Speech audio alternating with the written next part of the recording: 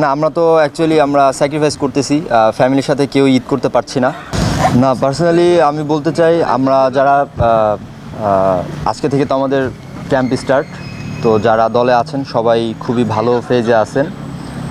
আশা করছি আমরা একটা গুড অপরচুনিটি আছে আমাদের এই কোয়ালিফায়ার রাউন্ডটা আমরা সেকেন্ড হয়েও আমরা শেষ করতে পারি, একটা গুড অপরচুনিটি আমাদের জন্য।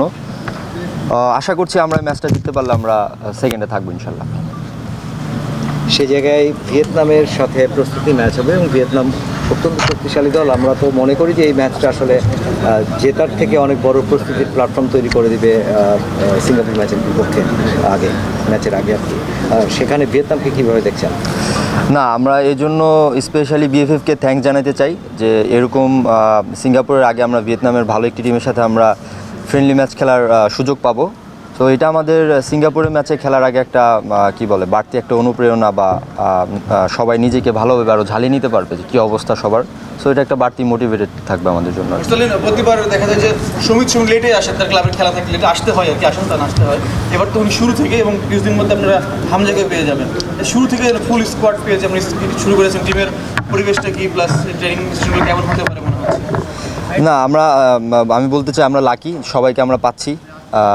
এটা আমাদের হয় কি অনেক সময় দেখা যাচ্ছে এটা সবাই একসাথে ফার্স্টে থেকে শুরু করলে টিমের কম্বিনেশন ভালো হয়।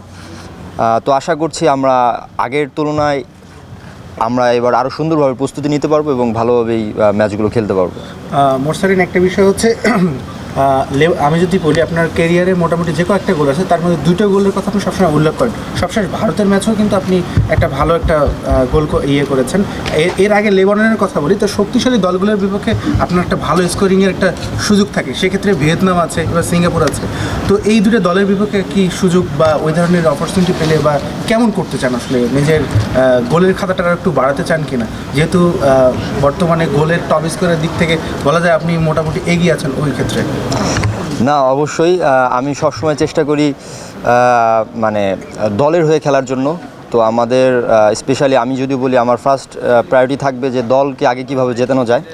এরপরে যদি অপরচুনিটি আসে অবশ্যই চেষ্টা করব গোল করার জন্য, বাট অ্যাট ফার্স্ট আমার প্রায়োরিটি হচ্ছে গোল করানো বা দলকে জেতানো। এশিয়ান কাপ কোয়ালিফায়ার্সে বাংলাদেশ বাদ পড়ে গেছে, কিন্তু অ্যাওয়ে ম্যাচের রেজাল্ট যদি আমরা দেখি, বাংলাদেশ দুইটা যে অ্যাওয়ে ম্যাচ খেলেছে দুটাই আপনারা ড্র করেছেন, ইন্ডিয়ার মাঠে এবং হংকংয়ের মাঠে। এইটা কি আপনাদের কাছে একটা বাড়তি পাওয়া কিনা যে অ্যাওয়ে মাঠে হলেও বাংলাদেশ কোনো প্রেশার নেয় না, তাদের ওই ন্যাচারাল খেলাটা খেলতে পারে? না, এটা অবশ্যই আমাদের আরেকটু অনুপ্রেরণা যোগাবে এটা যে আমরা অ্যাওয়ে ম্যাচগুলোতে 2টা ম্যাচ ড্র হয়েছে। তো আস্তে আস্তে আমরা তো আমাদের এই ধারাটা আমরা অব্যাহত রাখার চেষ্টা করি সব সময়। তো এখন চেষ্টা থাকবে যেহেতু ড্র হয়েছে এখন আরেকটু ভালো করার, যেভাবে হোক আমাদের ম্যাচ দুটো উইন করে বের হওয়ার আর কি। ঈদের পরপরই খেলা এবং লাস্ট 2 কোয়েশ্চেন নিব, এটা 2 নাম্বার, এরপর একটা নিব। দেশের মানুষকে ঈদ উপহার বলেন না, বছরের প্রথম ম্যাচ হিসেবে কোনো প্ল্যান বা কোনো সারপ্রাইজ আছে কিনা আপনারা কতটা কনফিডেন্ট? না, আমরা তো অ্যাকচুয়ালি আমরা স্যাক্রিফাইস করতেছি, ফ্যামিলির সাথে কেউ ঈদ করতে পারছি না। তো at the end of the day আমাদের চেষ্টা থাকবে যেন আমরা ভালো একটা রেজাল্ট করতে পারি এই আসন্ন 2টি ম্যাচে। আমরা দেশের মানুষকে উপহার দিতে চাই, জয় উপহার দিতে চাই, এটা আমাদের আশা থাকবে। এবং দেশবাসী সবার কাছেই আর কি আমাদের দোয়া, আমরা দোয়া এক্সপেক্ট করি যেন তারা আমাদের জন্য দোয়া করে, আমরা যেন ভালোভাবে ম্যাচ দুটো শেষ করতে পারি। আপনার কাছে কি মনে হয় এই 1 বছরে বাংলাদেশের স্ট্রেন্থ কত পার্সেন্ট বাড়ছে? আশা করে সমিত আসলো, জায়ান আসলো, টিমটা এখন অনেক বেশি গোছানো। আপনার কাছে কি মনে হয়? না, আমি এটা 100% একমত আপনার সাথে। আসলে আমাদের দলের স্ট্রেংথ অনেক বাড়ছে। আমরা অনেক টিম মেম্বার যারা আছে আমরা অনেক মোটিভেটেড। আমরা এখন দেখা যাচ্ছে আগে রিসেন্টলি আমরা আমাদের থেকে বেটার র্যাঙ্কিংয়ের টিমগুলোকেও আমরা আসলে আপনারা দেখেছেন হয়তো, আমরা সবসময় চেষ্টা করি একদম হেড টু হেড ফাইট করার জন্য। তো আমি বলতে চাই আমাদের স্ট্রেংথ এখন অনেক ভালো দলের।